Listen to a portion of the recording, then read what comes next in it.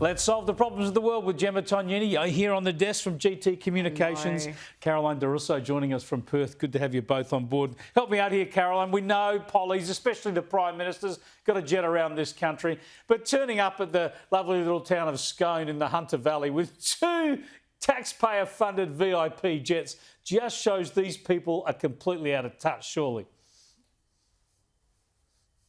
No idea whatsoever. And when you look at the moralising and how they want the rest of us to do without and make our sacrifices for the planet, yada, yada, when you see that not only are there 2 jets, but they left the same place of Canberra 20 minutes apart is just absolutely unforgivable.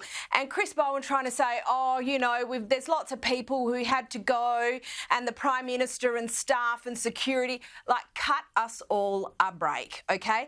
The Minister, I understand you have to have some staff with you, but you're not Usher going to Cancun with his shorties for the weekend. Like, I'm sure you could have cut a couple of people and gone down in one private jet.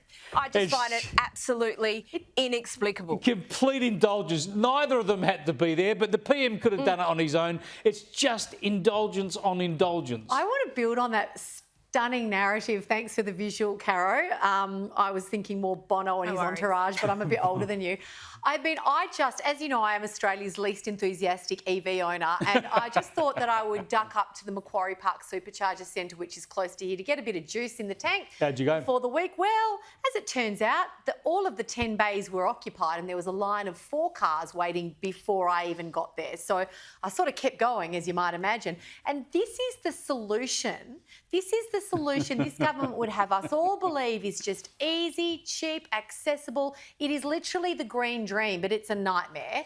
And they want us to buy the beachfront land in Kalgoorlie. They are typical socialists, and I hate using that word, but they are typical socialists who love spending our money on things they don't need to spend it on, while telling us that we're going to have a future where we eat bugs, can't go to the beach, we're going to be clearing land for renewables projects. They are absolutists.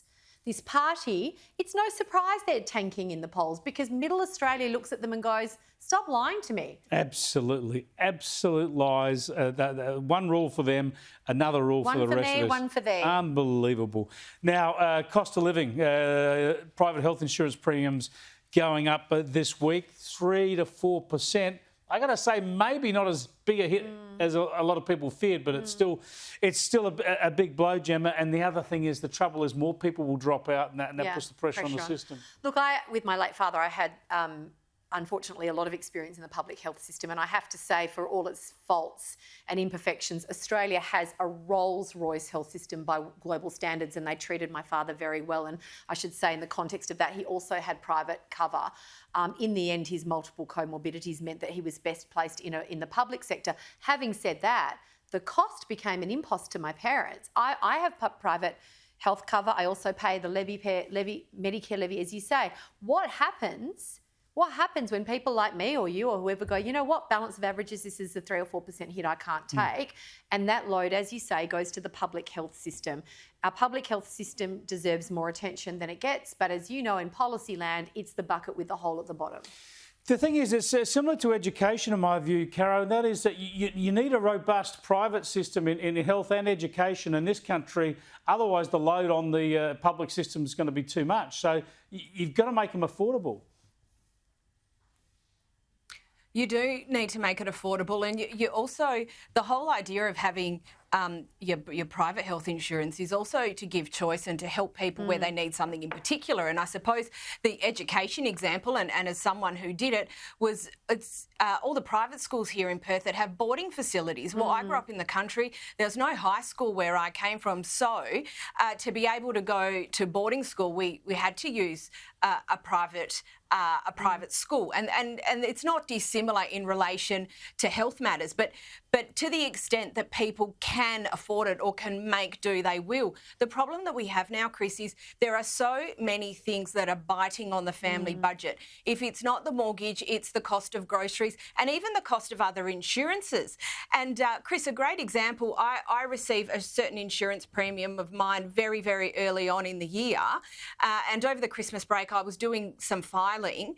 That insurance premium of mine from 2018 was $600 and something. Well, the one I received this year was $1,500. Wow. So between 2018 and now, it's gone from 600 and something to 1,500. So yes, 3% in the scope of things is not a lot if you're looking at it in isolation. But if you are adding it with your car insurance, you're adding it to your home and contents insurance, you're adding it to your mortgage and the cost of groceries, it can be the straw that breaks the camel's back, unfortunately, for some families. It's all adding up. Meanwhile, Albo and Bowen have got a private jet each to duck up to the Hunter Valley.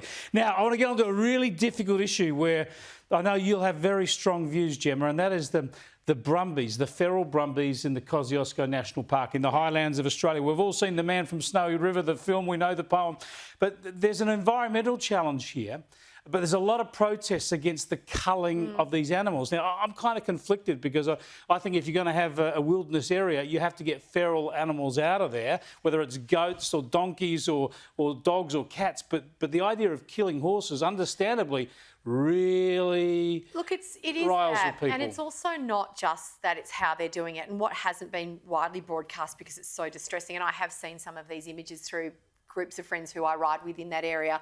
You know, mares and foals left to die, horses left to die. It's inhumane, it's cruel, and quite frankly, my understanding is the science behind this is being settled by people in, in Sydney and Canberra, who wouldn't know a brumby if it came up and slapped them across the back of the head. Yeah, a lot of contention about the survey numbers and whatever, Well, a lot listen, of uncertainty. I've ridden multiple times through that area, and these numbers about 20,000, 10. Let me tell you, if there were 20,000 brumbies there, you would be fetlock deep in manure.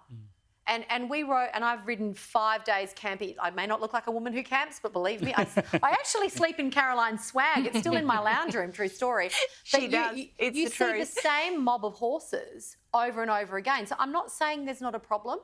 I have a fundamental problem with how it's being dealt with and the science on which it's based. Yeah. And in the ideal world, if the numbers were low enough and you could catch some of the horses and relocate them, but there's been a bit of that. People are willing to, but the Environmental Agency will not let them. And just to be clear, what we're talking about here, if you haven't read or seen it, is that helicopters basically banging off at horses from the air, shooting them with some horrible results. Just before I let you go, Caro, I didn't catch the Royal Report last night. Prince Charles, King Charles, what? Is King Charles back out and about? I just got to get your thoughts on this. He's out and about. This is the moment, isn't it, for them? He's a doffer, all right. Most people, a lot of people don't have a great view of King Charles because he's been such a doffer for so long. But this could be the making of him, couldn't it? He's got this illness, he's getting through it with dignity, and he's trying to keep his family together through, quite a few problems with, of course, his daughter-in-law, Princess Kate and the like. He's doing all right, isn't he? Tell us how you really feel, Chris. Tell us how you really feel. No, look, I think a very good chance that it is the making of him. Chris, I think that's actually a really fair point. And the thing is, I think there's always been this view that the royal family, they cost a lot of money and they don't really do anything and whatever, which if you actually have a look at the amount of charity work that they do and the amount of patronage type work they do, it's actually huge. And if you had to quantify that and get the private sector to do it or get government to do it, I actually expected it to cost a whole lot more.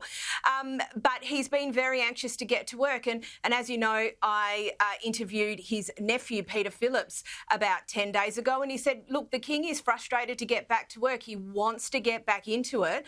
And when you look at him in those photos yesterday, he actually looks very good for a man who is ill. He had a smile on his face. He was interacting with the the audience there that had gathered that there was at St George's Chapel at Windsor Castle, and he actually looked really good. Sure. And the comment that I made on the show last night, Chris, is, you know, the royal family survived the Black Death, they will survive this. Yeah, look, he's going through a difficult situation at a difficult time and doing it with a fair bit of dignity. Maybe he did inherit quite a bit from his lovely mother.